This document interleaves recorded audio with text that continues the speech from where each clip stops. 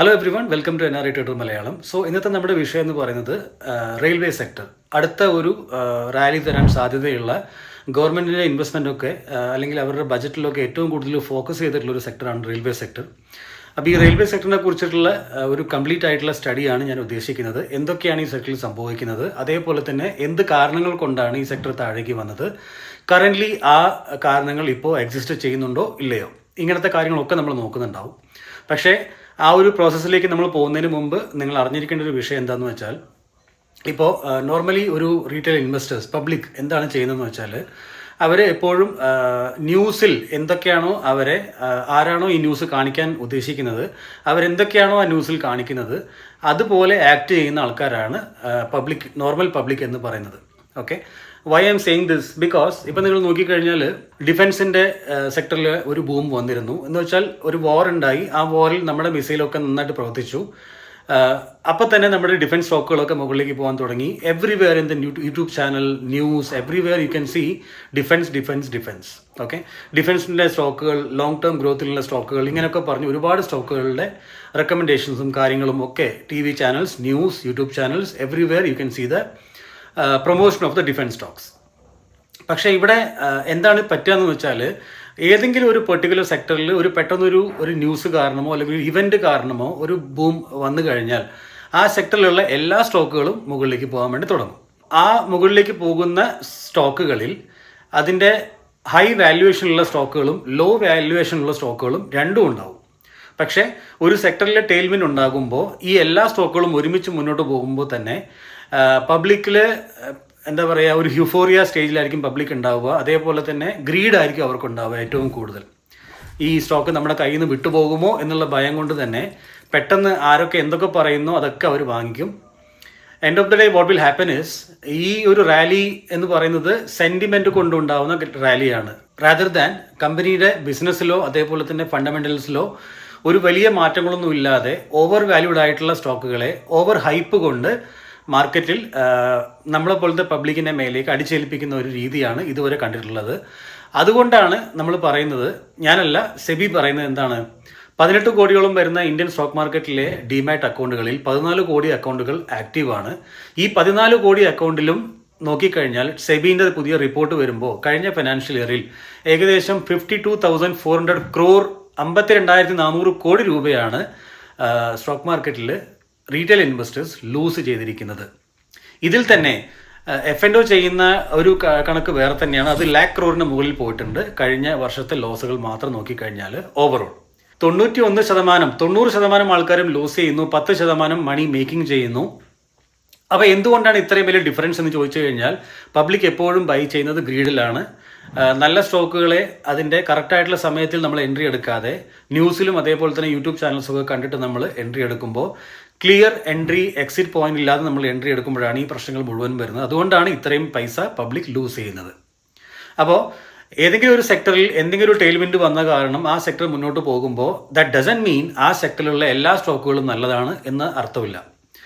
അങ്ങനെ ഒരു സെക്ടറിൽ മൂവ്മെൻറ്റ് ഉണ്ടാകുമ്പോൾ നമ്മൾ കഴിഞ്ഞ വീഡിയോയിൽ പഠിച്ച പോലെ സെക്ടർ റൊട്ടേഷൻ നമ്മൾ പഠിച്ചു.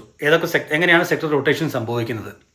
ഈ സെക്ടർ റൊട്ടേഷൻ സംഭവിക്കുമ്പോൾ തന്നെ ഏതെങ്കിലും ഒരു സെക്ടറിൽ ടെയിൽവിൻ ഉണ്ടാകുമ്പോൾ നമ്മൾ ചിന്തിക്കേണ്ടത് ആ സെക്ടറിലുള്ള അണ്ടർ വാല്യൂഡ് ആയിട്ടുള്ള സ്റ്റോക്കുകളെ പിക്ക് ചെയ്യാനാണ് നമ്മൾ ശ്രദ്ധിക്കേണ്ടത്. സോ ഇന്നത്തെ നമ്മുടെ റെയിൽവേ സെക്ടറിൻ്റെ അനലൈസിസിൽ നോക്കിക്കഴിഞ്ഞാൽ ഗവൺമെൻറ്റിൻ്റെ പുഷ് തീർച്ചയായിട്ടും ഉണ്ട്. അടുത്തൊരു 5 വർഷം 10 വർഷത്തേക്ക് വളരെ പോസിറ്റീവ് ആയിട്ടുള്ള ഔട്ട്ലുക്കാണ് ഇന്ത്യൻ റെയിൽവേക്ക് ഉള്ളത്. പക്ഷേ പ്രൊവൈഡഡ് എന്താണ്, അതിനകത്ത് ഏത് സെഗ്മെൻറ്റിലാണ് ഗവൺമെൻറ് ഫോക്കസ് ചെയ്യുന്നത്, ഇതാണ് നമ്മൾ നോക്കേണ്ടത്. അപ്പോൾ എല്ലാ റെയിൽവേ സെക്ടറിലുള്ള എല്ലാ സ്റ്റോക്കുകൾക്കും ഈ ഗുണം ഉണ്ടാവില്ല. പക്ഷേ സ്പെസിഫിക് ആയിട്ടുള്ള കുറച്ച് കാര്യങ്ങൾ ഗവൺമെൻറ് ഫോക്കസ് ചെയ്യുന്നുണ്ട്. ആ കാര്യങ്ങളാണ് നമ്മളെ ഇന്നത്തെ വീഡിയോയിൽ നമ്മൾ കാണാൻ വേണ്ടി പോകുന്നത്. എൻ്റെ ഈ ചെറിയ എഫേർട്ട് കൊണ്ട് നിങ്ങൾക്ക് എന്തെങ്കിലും ഗുണം നിങ്ങളുടെ ട്രേഡിംഗ് ലൈഫിൽ ഉണ്ടാകുന്നുണ്ടെങ്കിൽ നിങ്ങൾ ഒരു ലൈക്ക് ചെയ്യാനും അതേപോലെ തന്നെ താഴെ ഒരു സിമ്പിളായിട്ടൊരു താങ്ക് യു മെസ്സേജ് എഴുതാനും നിങ്ങൾ മറക്കരുത്. അതേപോലെ തന്നെ ഈ വീഡിയോ ഒരാൾക്ക് ഷെയർ ചെയ്ത് കൊടുക്കുക. ഈ ചാനലിനെ സബ്സ്ക്രൈബ് ചെയ്യാൻ നിങ്ങൾ കൺസിഡർ ചെയ്യുക. ഇത്ര മാത്രമേ ഞാൻ ചോദിക്കുന്നുള്ളൂ. So let's go to the video without wasting your time.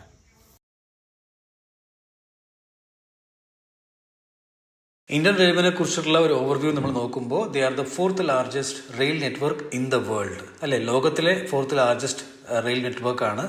അതേപോലെ തന്നെ ദ ജനറേറ്റഡ് അറൌണ്ട് ലാസ്റ്റ് ഇയറിലെ അവരുടെ റവന്യൂ പെർഫോമൻസ് നോക്കിക്കഴിഞ്ഞാൽ 2.40 lakh crore 2.4 lakh crore revenue അവർ ഉണ്ടാക്കിയിട്ടുണ്ട്.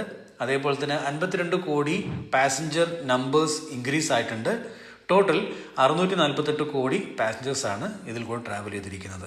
നിതി ആയോഗിന്റെ 2047 വരെയുള്ള ഗവൺമെന്റിന്റെ ഗ്രോത്ത് പ്ലാൻ അനുസരിച്ചുള്ള റിപ്പോർട്ടും അതേപോലെ തന്നെ അതിനോട് ഏകദേശം മാച്ച് ചെയ്ത് പോകുന്ന ഒരു ഗ്രോത്ത് ആണ് ഇവരും ഫോർകാസ്റ്റ് ചെയ്തിരിക്കുന്നത്. The NRP, National Rail Plan, is aimed to create future-ready railway system by 2030. അതൊരു കാര്യമുണ്ട്. പിന്നെ Indian railway to contribute 1.5% of the Indian GDP by expanding infrastructure and introducing dedicated freight corridor DFC ഇത് ഇവർ plan ചെയ്യുന്നുണ്ട്. Then again നിങ്ങൾ നോക്കിക്കഴിഞ്ഞാൽ what is the exact reason behind railway sector fall. ഒന്നാമത്തെ കാര്യം മോഡൽ ഷിഫ്റ്റ് ആണ്. Modal shift എന്താണെന്നുള്ള കാര്യം നമുക്ക് ചർച്ച ചെയ്യാം. ദെൻ ബജറ്റ് ഡിസപ്പോയിൻമെന്റ് ഉണ്ടായിരുന്നു. Then legacy challenges. സോ വേൾഡിലെ 4th ലാർജസ്റ്റ് ആയിട്ടുള്ള റെയിൽ നെറ്റ്വർക്ക് ആയിട്ട് കൂടി എന്തുകൊണ്ടാണ് ഇന്ത്യയിലെ rail freight share has been declining? ഈ ഒരു ക്വസ്റ്റ്യൻ നമ്മുടെ ICRAന്റെ VP ആയിട്ടുള്ള വൈസ് പ്രസിഡന്റ് ആയിട്ടുള്ള മിസ്റ്റർ ആശിഷ് മൊദാനിയോട് ചോദിക്കുകയുണ്ടായി. അദ്ദേഹത്തിന്റെ ഉത്തരമാണ് ഇവിടെ കൊടുത്തിട്ടുള്ളത്. Over the last decade freight took a backseat leading to steady decline in rail share of cargo transport due to model shift. Model shift എന്ന് പറഞ്ഞാൽ എന്താണ്? ആൾക്കാരുടെ സെന്റിമെന്റിലുള്ള മാറ്റങ്ങളാണ്. എന്ന് വെച്ചാൽ നോർമലി ആളുകൾ റെയിൽവേസ് ഉപയോഗിച്ച് സാധനങ്ങൾ ട്രാൻസ്പോർട്ട് ചെയ്യുമ്പോൾ അതിന് പകരമായിട്ട് അവർ ട്രക്കിൻ്റെ ട്രാൻസ്പോർട്ടിന് കൂടുതൽ ഊന്നൽ കൊടുക്കുന്നു, അല്ലെങ്കിൽ കൂടുതൽ പ്രാധാന്യം കൊടുക്കുന്നു. That is called modal shift. Okay, ഇങ്ങനെ ഒരു മോഡൽ ഷിഫ്റ്റ് ഉണ്ടാകുന്നത് എന്തുകൊണ്ടാണ്? എല്ലായിടത്തും നമ്മുടെ ട്രക്കുകൾക്ക് എത്താൻ പറ്റും, ട്രെയിനിന് എത്താൻ പറ്റില്ല. ഒന്നാമത്തെ കാരണം. ബട്ട് നിങ്ങൾ ചൈന പോലത്തെ രാജ്യങ്ങൾ നോക്കിക്കഴിഞ്ഞാൽ റെയിൽ നെറ്റ്വർക്കാണ് അവർ ഏറ്റവും കൂടുതൽ ഫോക്കസ് ചെയ്യുന്നതും റെയിൽ നെറ്റ്വർക്കാണ് ഏറ്റവും കൂടുതൽ ലോക്കൽ ഏരിയയിൽ വരെ എത്തുന്നതും. Fast turn around, short to medium ഡിസ്റ്റൻസിൽ ഫാസ്റ്റ് ആയിട്ടുള്ള ടേൺ അറൗണ്ടും ട്രക്ക് കൊണ്ട് സാധ്യമാണ്, ട്രെയിൻ കൊണ്ട് സാധ്യമല്ല. ഇപ്പോഴത്തെ കണ്ടീഷനിൽ 27% ഈ ഒരു മോഡൽ ഷിഫ്റ്റ് കാരണം ഇന്ത്യയിൽ ഉണ്ടായിട്ടുള്ളത്. 60% ഇപ്പോൾ ആളുകൾ ആശ്രയിക്കുന്നത് നമ്മുടെ ട്രക്സിനെയാണ്. അതുകൊണ്ട് തന്നെ ഇന്ത്യയിലെ ട്രെയിനിൻ്റെ ഫ്രൈറ്റ് മൂവ്മെൻറ്റിൽ 27% ഒരു ഡൗൺഫോൾ ഉണ്ടായിട്ടുണ്ട്. മറ്റൊരു പ്രധാനപ്പെട്ട കാരണം എന്താണെന്നറിയോ? Air cargo rising in specific segment. Even though air transportation is very expensive, still sensitive ആയിട്ടുള്ള ഗുഡ്സുകൾ സെല് ചെയ്യുന്ന കമ്പനികൾ ലൈക്ക് ഫാർമസ്യൂട്ടിക്കൽസ്, അതേപോലെ തന്നെ പെരിഷബിൾസ്, അതേപോലെ തന്നെ ഇലക്ട്രോണിക്സ്, ഇതിൻ്റെയൊക്കെ സെൻസിബിൾ ആയിട്ടുള്ള ഐറ്റങ്ങൾ ട്രാൻസ്ഫർ ചെയ്യാൻ വേണ്ടിയിട്ട് they are choosing the air instead of rail and road. ഇങ്ങനൊരു ഷിഫ്റ്റും ഇവിടെ നടക്കുന്നത്. ഇതൊക്കെയാണ് മോഡൽ ഷിഫ്റ്റ് എന്ന് പറയുന്നത്. മൂന്നാമത്തെ വലിയൊരു പ്രശ്നമാണ് ലെഗസി ചാലഞ്ചസ്. എന്ന് വെച്ചാൽ നമ്മുടെ റെയിൽവേയിൽ തന്നെ അതിൻ്റെ പ്രോപ്പറായിട്ടുള്ള മെയിൻ്റനൻസ് ചെയ്യാതിരിക്കുക, അതുകൊണ്ടുള്ള പ്രശ്നങ്ങൾ. അതേപോലെ തന്നെ delays in approvals.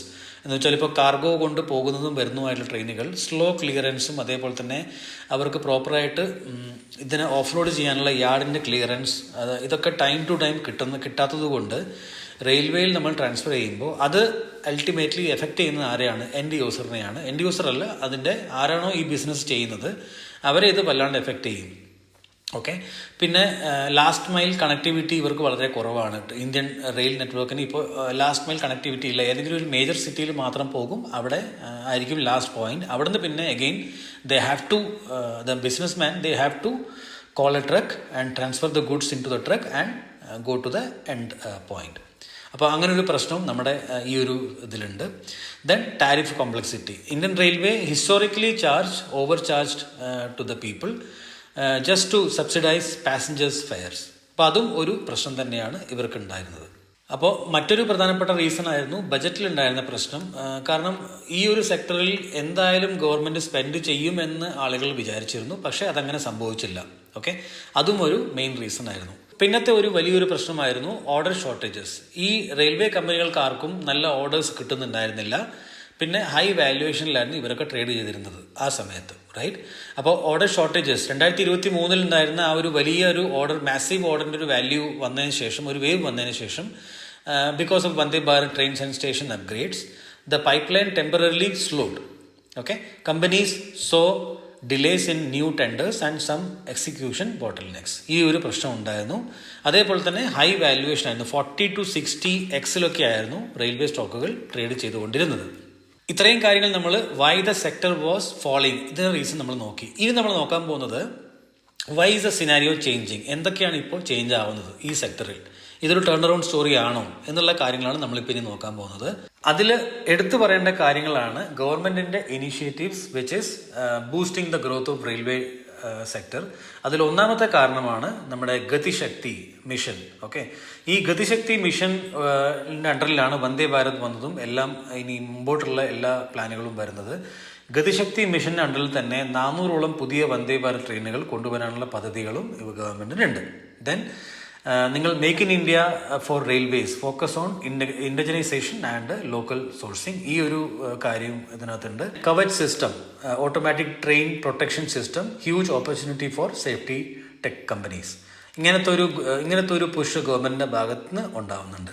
Short and medium ഡിസ്റ്റൻസിൽ ട്രാവൽ ചെയ്യുന്ന ട്രെയിനുകൾക്ക് ഒരു പുഷ് കൊടുക്കാൻ വേണ്ടിയിട്ട് 50ഓളം പുതിയ നമോ ഭാരത് AC ട്രെയിൻസും അതേപോലെ തന്നെ 100 നെക്സ്റ്റ് ജനറേഷൻ MEMU ട്രെയിൻസും ഇവർ കൊണ്ടുവരുന്നുണ്ട്. Each with 16 to 20 coaches. Already ഉള്ള സ്റ്റേഷനുകളെ റീഡെവലപ്മെന്റ് ചെയ്യാൻ വേണ്ടിയിട്ട് ഗവൺമെന്റ് ഒരുപാട് പുഷ് കൊടുക്കുന്നുണ്ട്. അതിൽ ഏകദേശം അമൃത് ഭാരത് സ്റ്റേഷൻ സ്കീമിന്റെ അണ്ടറിൽ തന്നെ 1300ഓളം സ്റ്റേഷനുകളെ അവർ ഓൾറെഡി അപ്ഗ്രേഡ് ചെയ്തിട്ടുണ്ട്. 103 ഫ്ലാഗ്ഷിപ്പ് സ്റ്റേഷൻസിനെ അവർ ഇനോഗ്രേറ്റ് ചെയ്തിട്ടുണ്ട് ഇപ്പോൾ തന്നെ at a cost of 1100 crore. പിന്നെ തെലങ്കാന പോലത്തെ സ്റ്റേറ്റുകളിലും ബീഹാർ പോലത്തെ സ്റ്റേറ്റുകളിലൊക്കെയുള്ള മാസീവ് ആയിട്ടുള്ള ഡെവലപ്മെന്റ്സ്, അതിൽ തന്നെ ഏകദേശം 80,000 കോടി രൂപയാണ് ഡെവലപ്മെന്റിന് വേണ്ടി മാത്രം ഗവൺമെന്റ് മാറ്റിവെച്ചിരിക്കുന്നത്. Only to boost the public and transit അവർ 42,000 കോടി രൂപ ഇതിനു വേണ്ടി മാത്രം മാറ്റിവെച്ചിട്ടുണ്ട്. റെയിൽ ഇലക്ട്രിഫിക്കേഷൻ, കറണ്ട് കൊണ്ട് ഓടിക്കാനുള്ള പദ്ധതികൾ, അതിൽ തന്നെ അവർ പറയുന്നത് rail electrification is nearly completed now exceeding 98% of the broad gauge network. പിന്നെ ട്രെയിനിന്റെ സേഫ്റ്റിനെയും അതേപോലെ തന്നെ സിഗ്നലിങ്ങിനെയും എൻഹാൻസ് ചെയ്യിക്കാൻ വേണ്ടിയിട്ട് ഇലക്ട്രിഫിക്കേഷനും അതേപോലെ തന്നെ കവച്ചിന്റെ ഓട്ടോമാറ്റിക് ട്രെയിൻ പ്രൊട്ടക്ഷനും ഇവർ കൊണ്ടുവന്നിട്ടുണ്ട്. Is being expanded fast, targeting 5,000 km/year. പിന്നെ ഹൈ സ്പീഡ് റെയിൽ, അതൊരു വലിയ കാരണമാണ്. മുംബൈ അഹമ്മദാബാദിൽ ഏകദേശം 300 കിലോമീറ്ററോളം ഇവർ ഇതിന്റെ പരിപാടി പൂർത്തിയാക്കിയിട്ടുണ്ട്. ദെൻ ചെന്നൈ മൈസൂരു കോറിഡോർ, ഇതിൽ തന്നെ അവർ ആക്റ്റീവ്ലി ലാൻഡ് അക്വസിഷൻ ചെയ്തുകൊണ്ടിരിക്കുകയാണ് for the next expansion plan. 2025-26 allocation remains flat 2.6 lakh crore ആണ് ഇപ്പോൾ കൊടുത്തിരിക്കുന്നത്. പക്ഷേ the ministry projects a 15% jump to over 3 lakh crore by FY 26-27, reflecting backloaded investment. ഇതൊരു കാര്യം ഗവൺമെന്റ് ചെയ്യുന്നുണ്ട്. പിന്നെ future demand and capacity expansion നമ്മൾ നോക്കുമ്പോൾ India needs 5.4 lakh new wagons by 2031. 2031 ആകുമ്പോഴത്തേനും 5.5 ലക്ഷത്തോളം പുതിയ വാഗൺസ് നമുക്ക് ആവശ്യമായിട്ട് വരും. അതിൽ തന്നെ 90,000 വാഗൺസ് ഇപ്പോൾ 2025 ആകുമ്പോഴത്തേനും വാങ്ങാനുള്ള പരിപാടികൾ ഇവർ ചെയ്യുന്നുണ്ട്. പിന്നെ റോളിംഗ് സ്റ്റോക്കിന്റെ ഒരു ഗ്രോത്ത് ഓപ്പർച്യൂണിറ്റി നമ്മൾ മനസ്സിലാക്കാൻ ശ്രമിച്ചു കഴിഞ്ഞാൽ Indian railway is planning to invest 4,74,000 crore ആണ് അടുത്ത 5 വർഷം കൊണ്ട് ഇന്ത്യൻ റെയിൽവേ ഇൻവെസ്റ്റ് ചെയ്യാൻ വേണ്ടി പ്ലാൻ ചെയ്തിരിക്കുന്നത്. ഇതിൽ തന്നെ നിങ്ങൾ നോക്കിക്കഴിഞ്ഞാൽ ഇവരുടെ CAGR ഗ്രോത്ത് എന്ന് പറയുന്നത് ഏകദേശം 45.94% ആയിരിക്കും. CAGRൽ ഈ ഒരു കമ്പനികൾ ഗ്രോത്ത് ചെയ്യാനുള്ള സാധ്യത. That's an immense growth. Current ആയിട്ടുള്ള ഓൺഗോയിങ് പ്രൊജക്ട്സ് നമ്മൾ നോക്കുമ്പോൾ 452 പ്രൊജക്ട്സ് ആണ് അവർ ഇംപ്ലിമെന്റ് ചെയ്തുകൊണ്ടിരിക്കുന്നത്. 183 new lines, 42 gauge conversation and 227 doubling projects at a cost of 7.33 lakh crore. It's a very big huge investment. Economic corridor ആയിട്ടുള്ള east coast അതേപോലെ തന്നെ east west and north south under PM Gati Shakti Yojana ഇത് ഇവർ ചെയ്യുന്നുണ്ട്. ഏകദേശം 4,200 kilometre ആണ് ഇവരിവിടെ റെയിലിന്റെ planning നടത്തുന്നത്. പിന്നെ വെയിറ്റിംഗ് ലിസ്റ്റിനെ, യാർഡിന്റെ ക്ലിയറൻസും വെയിറ്റിംഗ് ലിസ്റ്റിനൊക്കെ കുറയ്ക്കാൻ വേണ്ടി ട്രാക്ക് എക്സ്പാൻഷൻ ചെയ്യുകയാണ്. അപ്പോൾ അവർ 5,200 കിലോമീറ്റർ ആണ് പുതിയ ന്യൂ ആയിട്ടുള്ള ട്രാക്കുകൾ ആഡ് ചെയ്തിരിക്കുന്നത്. അനദർ 5,500 കിലോമീറ്ററിന്റെ പുതിയ റെയിൽ ട്രാക്കുകൾ ഇനി ഇവർ പ്ലാൻ ചെയ്യുന്നുണ്ട് വിതിൻ നെക്സ്റ്റ് 4 to 5 years. ഇതും ഒരു കാര്യം നടക്കുന്നുണ്ട്. സോ ഇത്രയും വലിയ എക്സ്പാൻഷൻ പ്ലാനും ഇൻവെസ്റ്റ്മെന്റ് പ്ലാനുകളും നമുക്കുള്ളപ്പോൾ ഇതിൻ്റെയൊക്കെ ഗുണം എവിടെയാണ് നമുക്ക് കിട്ടാൻ സാധ്യത? ആ ഗുണം നമ്മൾ നോക്കുമ്പോൾ ആൻസിലറി കമ്പനികൾക്കാണ് അതിൻ്റെ ഗുണം കിട്ടാൻ സാധ്യത. വൈ? ബിക്കോസ് നിങ്ങൾ നോക്കിക്കഴിഞ്ഞാൽ ഇപ്പോൾ ബിഗ് ഓർഡർ ഇപ്പോൾ വരാൻ തുടങ്ങിക്കഴിഞ്ഞു. അതേപോലെ തന്നെ തിത്താഗർ, ജൂപ്പിറ്റർ വാഗൺസ്, അതേപോലെ തന്നെ RK ഫോർഗിങ്സ്, ഇവർക്കൊക്കെ നല്ല വലിയ രീതിയിലുള്ള ഓർഡർ ബുക്കുകൾ ഓൾറെഡി കിട്ടാൻ തുടങ്ങിക്കഴിഞ്ഞു. സോ ഇത്രയും വലിയ മാസീവ് ആയിട്ടുള്ളൊരു പുഷ് ഈ ഒരു സെക്ടറിൽ നടക്കുന്നുണ്ട്. പ്ലസ് ഇതേപോലത്തെ വലിയ വലിയ ഇൻവെസ്റ്റ്മെൻറ്റുകൾ വരുന്നു. അപ്പോൾ ഇതിൻ്റെ അൾട്ടിമേറ്റ് ആയിട്ടുള്ള ഗുണം കിട്ടാൻ സാധ്യതയുള്ള സെഗ്മെന്റ്സ് ഏതൊക്കെയാണ് അണ്ടർ റെയിൽവേ? That is called ancillary companies. അപ്പോൾ എന്താണ് ആൻസിലറി കമ്പനികൾ? അവരെന്താണ് ചെയ്യുന്നത്? ബേസിക്കലി അവർ ഉണ്ടാക്കുന്നത് റോളിംഗ് സ്റ്റോക്ക് മാനുഫാക്ചറിങ് ആണ്. കോച്ചസ്, വേഗൻസ്, അതേപോലെ തന്നെ locomotive. Then again electrification of routes. 100% electrification ഗോളാണ് ഗവൺമെൻറ്റിനുള്ളത്. പിന്നെ multi tracking and signalling upgrades, ഇതും നമ്മുടെ ആൻസിലറി കമ്പനികളുടെ ഭാഗമാണ്. High speed rail, Vande Bharat, bullet train, ഇവരുടെയൊക്കെ ടയർസും കാര്യങ്ങളൊക്കെ ഉണ്ടാക്കുന്നതും ഇവരാണ്. Then passenger amenities, wifi, modern toilets, clean stations, ഇതൊക്കെ ഉണ്ടാക്കുന്ന അല്ലെങ്കിൽ കൊടുക്കുന്ന ഈ ഒരു സർവീസൊക്കെ കൊടുക്കുന്ന കമ്പനികളാണ് ആൻസിലറി കമ്പനികൾ എന്ന് പറയാം. സോ ഇത്ര നേരം നമ്മൾ കണ്ട ഗവൺമെൻറ് എക്സ്പാൻഷൻ പ്ലാൻ കണ്ടു. അതേപോലെ തന്നെ മാസീവായിട്ടുള്ള രീതിയിൽ ഗവൺമെൻറ്റിൻ്റെ ഭാഗത്ത് നിന്ന് പുഷ് ഉണ്ട്. അവർ കോൺസെൻട്രേറ്റ് ചെയ്യാൻ പോകുന്ന സെക്ടർ എന്ന് പറയുന്നത് അല്ലെങ്കിൽ സെഗ്മെൻറ്റ് എന്ന് പറയുന്നത് ആൻസിലറി സെഗ്മെൻ്റ് ആണ്. അപ്പോൾ റെയിൽവേയിൽ ആൻസിലറി സെഗ്മെൻറ്റിലുള്ള മേജറായിട്ടുള്ള കമ്പനികൾ ഏതൊക്കെയാണെന്നുള്ള കാര്യങ്ങളാണ് നമ്മളിനി നോക്കാൻ പോകുന്നത്. This is not a buy or sell recommendation. നിങ്ങൾ തീർച്ചയായിട്ടും സെബി രജിസ്റ്റേർഡ് ആയിട്ടുള്ള ഏതെങ്കിലും ഒരു അഡ്വൈസറുമായിട്ട് കൺസൾട്ട് ചെയ്തതിന് ശേഷം മാത്രം നിങ്ങൾ ഇതിനകത്ത് ട്രേഡ് ചെയ്യാൻ വേണ്ടി ശ്രമിക്കുക. Okay, I'm just giving you the information. Coach and wagons സെഗ്മെൻറ്റ്സിൽ ഏതൊക്കെ കമ്പനികളാണുള്ളത്? Titagarh rail system, Texmaco rail, Jupiter wagons and BEML.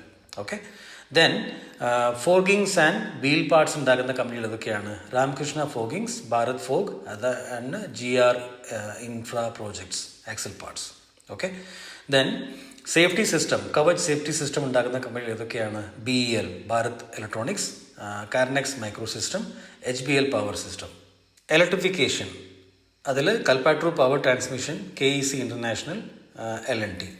Then again നിങ്ങൾ നോക്കിക്കഴിഞ്ഞാൽ battery and power system, obviously Amara Raja, HBL power, Exide industries.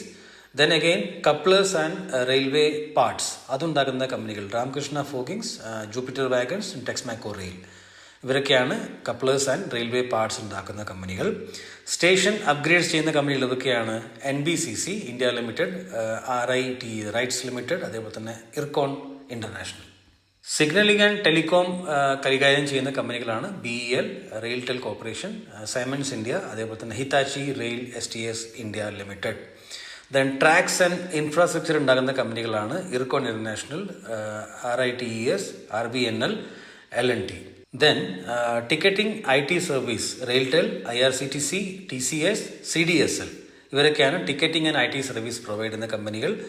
Then metro, അതേപോലെ തന്നെ urban transit നമ്മൾ നോക്കുമ്പോൾ BEML ഉണ്ട് അതിനകത്ത്, തിത്താഗർ റെയിൽ, ആൽസ്റ്റോം ഇന്ത്യ, സീമെൻസ് ഇന്ത്യ, ഇത്രയും കമ്പനികൾ അതിനകത്തുണ്ട്. ദെൻ അഗെയിൻ നിങ്ങൾ നോക്കിക്കഴിഞ്ഞാൽ rolling stock leasing, Indian railway finance corporation, IRFC, then RITES.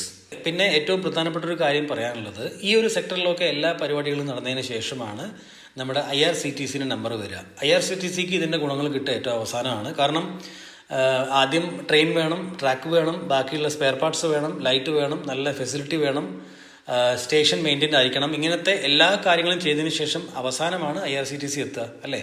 അപ്പോൾ IRCTCക്ക് ഇതിൻ്റെ ബെനിഫിറ്റൊക്കെ കിട്ടുക ഏറ്റവും അവസാനമായിരിക്കും. അതിനു മുമ്പേ നമുക്ക് എന്താ പറയുക, ഒരു അവസരങ്ങൾ ഉള്ളത് ഈ ഒരു സെഗ്മെൻറ്റിലുള്ള ഈ ഒരു കമ്പനികളിലാണ്. ഇതിൽ ഏതൊക്കെ കമ്പനികളാണ് നല്ലത്, ഏതൊക്കെ കമ്പനികളാണ് മോശം എന്നുള്ള കാര്യങ്ങളൊക്കെ ഡീറ്റെയിൽ അനലൈസിങ് നിങ്ങൾക്ക് ചെയ്യേണ്ടി വരും. ഇതെങ്ങനെ ചെയ്യണമെന്ന് വെച്ച് കഴിഞ്ഞാൽ തീർച്ചയായിട്ടും പ്രോഫിറ്റ് മേക്കിംഗ് ആണോ അല്ലയോ നോക്കുക. അതേപോലെ തന്നെ കടം കൂടുതലുണ്ടോ ഇല്ലയോ നോക്കുക. പ്രൊമോട്ടറിൻ്റെ സ്റ്റേക്സ് നല്ലതാണോ അല്ലെങ്കിൽ ഓൾമോസ്റ്റ് മെയിൻറ്റെയിൻ ചെയ്യുന്നുണ്ടോ എന്നുള്ള കാര്യങ്ങൾ ചെക്ക് ചെയ്യുക. പബ്ലിക്കിൻ്റെ സ്റ്റേക്ക് കൂടുന്നുണ്ടോ ഇല്ലയോ എന്നുള്ള കാര്യം ചെക്ക് ചെയ്യുക.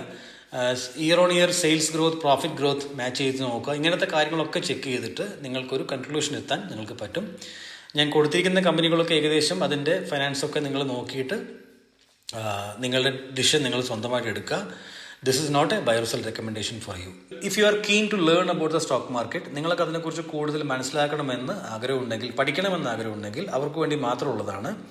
U can come and visit my website. താഴെ തന്നെ അതിൻ്റെ ലിങ്ക് ഞാൻ കൊടുക്കുന്നുണ്ട്. ഡിസ്ക്രിപ്ഷൻ ബോക്സിൽ നിങ്ങൾ ചെക്ക് ചെയ്താൽ നിങ്ങൾക്ക് അതിന് ലിങ്ക് കിട്ടും. അവിടെ വരിക, ഈ വെബ്സൈറ്റ് വിസിറ്റ് ചെയ്യുക. ഇതിനകത്ത് മാസ്റ്ററിങ് ദ മാർക്കറ്റ് എന്ന് പറയുന്ന 45-50 അവേഴ്സിൻ്റെ ഒരു ക്ലാസ് ഇതിനകത്ത് ഞാൻ കൊടുത്തിട്ടുണ്ട്.